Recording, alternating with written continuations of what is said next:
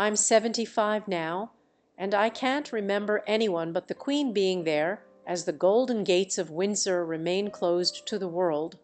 Whispers of tension behind royal walls grow louder.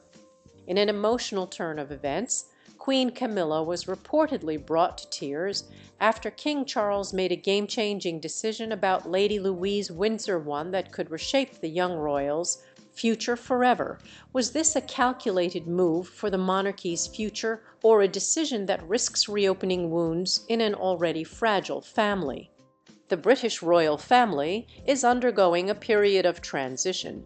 In recent years, events like Prince Harry's move to the United States and Prince Andrew's withdrawal from public duties have affected the monarchy's operations.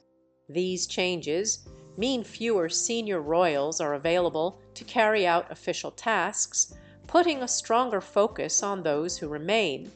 King Charles Roman III, who assumed the throne after Queen Elizabeth Roman II's passing, seems committed to updating aspects of royal life to keep it relevant in a modern world.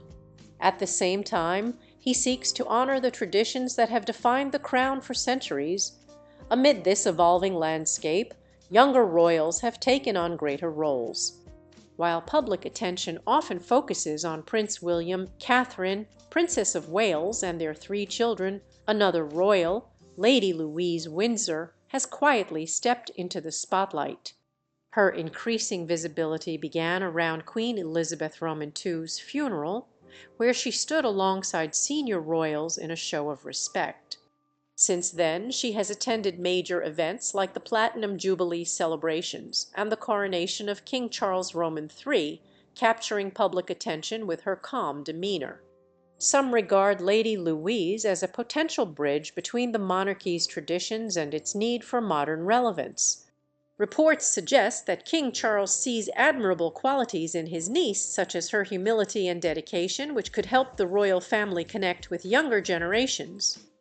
With fewer senior royals available, having someone like Lady Louise step up could bring fresh energy. She embodies tradition through her passion for carriage driving while remaining down to earth and open to new experiences. However, this newfound spotlight has fueled rumors of tensions. Speculation centers on Queen Camilla, who is said to have concerns about how Lady Louise's growing public profile might alter the family's internal balance. Camilla, who spent years earning public acceptance, now holds the title of Queen Consort. It is unclear how she views further changes to the royal lineup. Some suggest she worries Lady Louise's rise could overshadow her visibility or shift media focus to the younger generation. King Charles appears willing to embrace modernization, from streamlined ceremonial events to highlighting younger relatable royals. Queen Elizabeth Roman II's immense popularity helped maintain stability during her reign, but her passing has given Charles an opportunity to introduce changes, whether through adjusting titles, assigning new responsibilities, or giving individuals like Lady Louise a fuller role. Yet, these shifts also raise questions about family dynamics, particularly as Queen Camilla asserts her priorities and ideas. Lady Louise Windsor, daughter of Prince Edward and Sophie, Duchess of Edinburgh, spent most of her childhood out of the media spotlight. Growing up, she enjoyed relatively normal activities, such as attending local schools, participating in sports, and developing a passion for carriage driving, an activity famously loved by her grandfather, Prince Philip. She even worked at a local garden center during school breaks.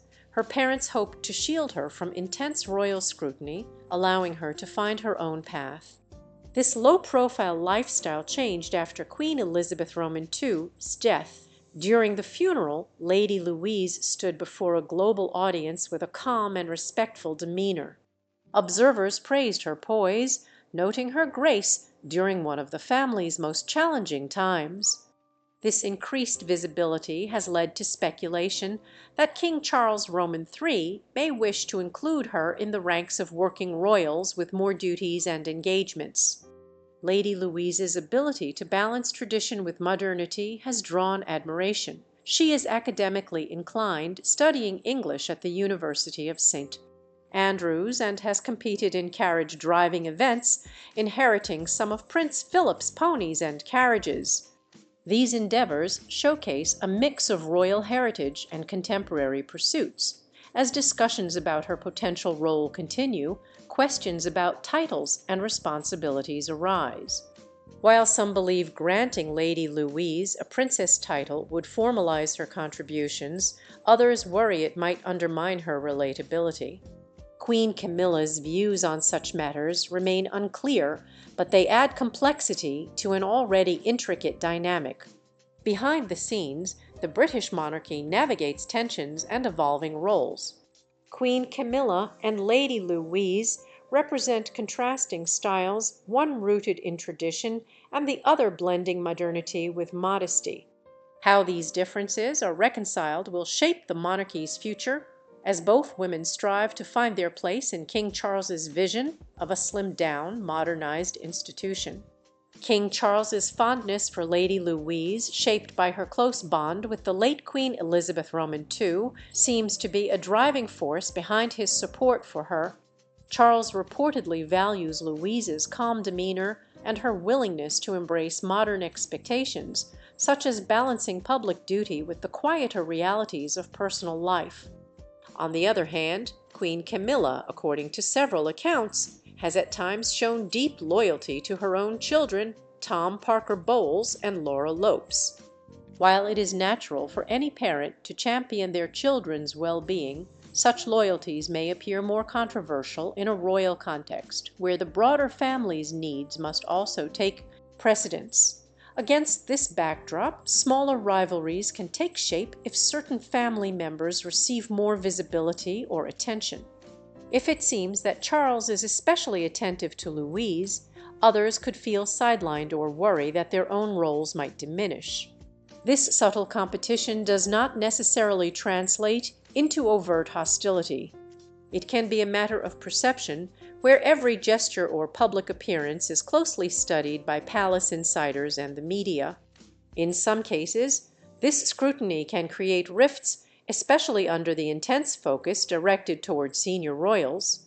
The role of courtiers and advisors cannot be underestimated. These are the people who organize public engagements, manage schedules, and carefully shape media narratives. They also relay information among different family members, which can either smooth out disagreements or inflame them. Courtiers are tasked with protecting the monarchy's image and often act as gatekeepers to figures like King Charles and Queen Camilla.